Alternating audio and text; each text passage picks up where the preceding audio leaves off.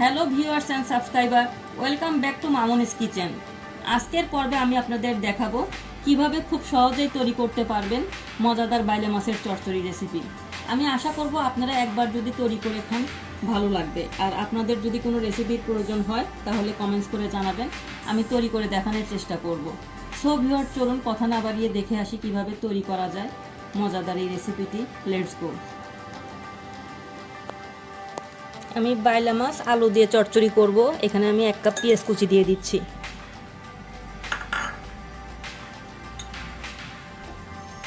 আর কাঁচামরিচ দিয়ে চচ্চড়ি করলে চচ্চড়ির স্বাদটা ভালো আসে, এর জন্য আমি কাঁচামরিচ দিয়ে দিলাম একটু বেশি করে, 10-12টা।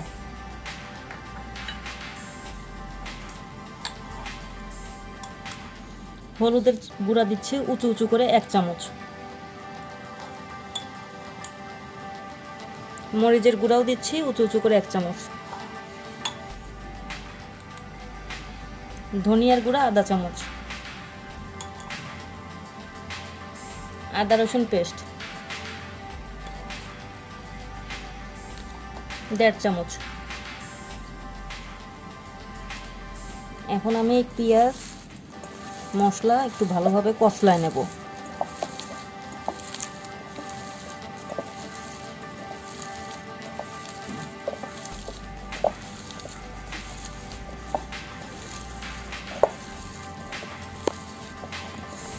এই মাখানোটা একটু সময় নিয়ে মাখাবেন, কারণ এটা যত বেশি কষলাবেন তত বেশি খেতে মজা হবে চচ্চড়িটা।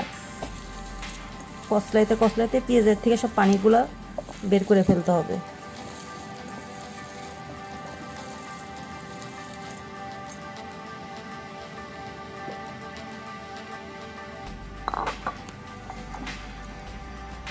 এখন আমি আলু দিয়ে দিচ্ছি। আমি 2টা আলু কুচি করে নিছি।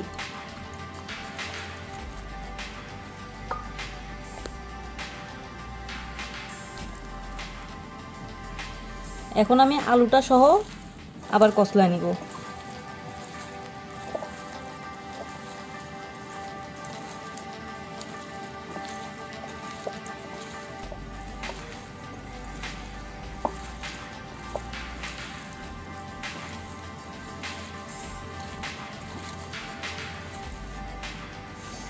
আমি আলুটা পেঁয়াজের সাথে ভালো করে মিশিয়ে নিলাম, আবার 2-3 মিনিট মাখায় নিলাম। এবার আমি বাইলা মাছ দিয়ে দিচ্ছি।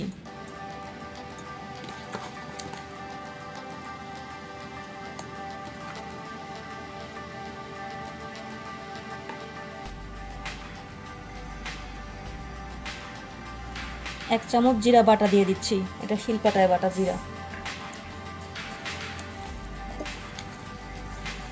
এখন আমি আবার 2 মিনিট মাখায় নিব আলতোভাবে। মাছটা দেওয়ার পর বেশি চাপ দিয়ে মাখাবেন না, আলতোভাবে মাখায় এটা 10-15 মিনিট রেখে দিবেন। হাতে যদি সময় থাকে আধা ঘন্টা রেখে দিবেন ম্যারিনেট করে। আমি 10 মিনিটের জন্য রেখে দিচ্ছি।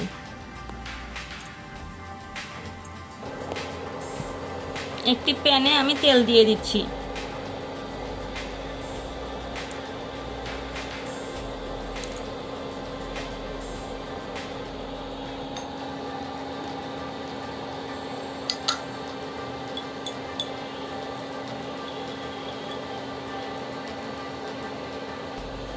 এক চামচ জিরা ফোড়ন দিয়ে দিচ্ছি।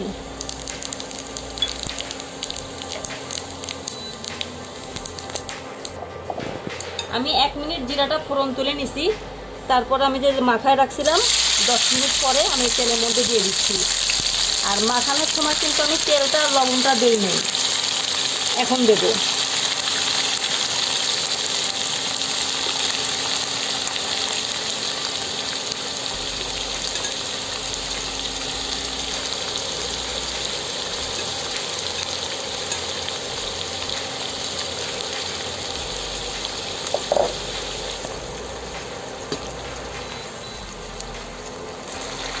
এটা কিন্তু খুব জোরে নাড়া দেওয়া যাবে না, কারণ বাইলা মাছটা তো অনেক নরম মাছ হয়, মাছগুলো তেলে ভেঙে যাবে।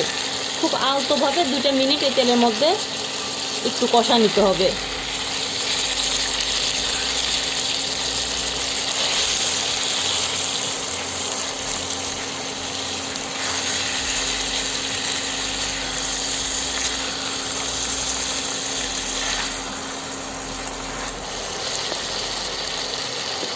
এখানে আমি উঁচু উঁচু করে 1 চামচ লবণ দিয়ে দিচ্ছি।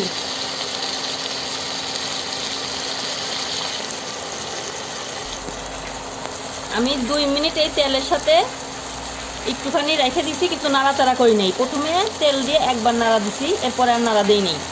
2 মিনিট পরে আমি বাটি ধোয়া পানিটা দিয়ে দিচ্ছি। এখানে আমি বেশি ঝোল রাখবো না, অল্প পানি দিলাম। এই পানিটা মানে আলু সিদ্ধ হওয়ার জন্য দিলাম।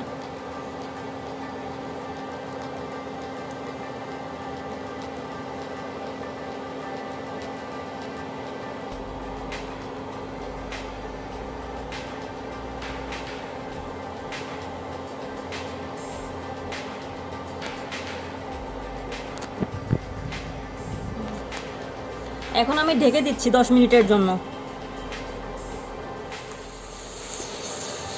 আধা ঘন্টা পরে আমি তরকারিটা দেখে নিছি, আমার আলু সিদ্ধ হয়ে গেছে এবং লবণও ঠিকভাবে আছে।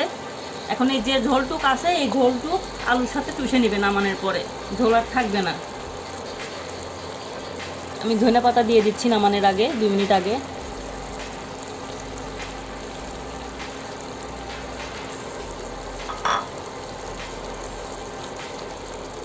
সো ভিউয়ার্স, আজকের এই বাইলা মাছের চচ্চড়ি রেসিপিটি কেমন লাগলো অবশ্যই আপনাদের মূল্যবান মতামত জানাবেন। লাইক, শেয়ার, কমেন্টস করে পাশেই থাকবেন।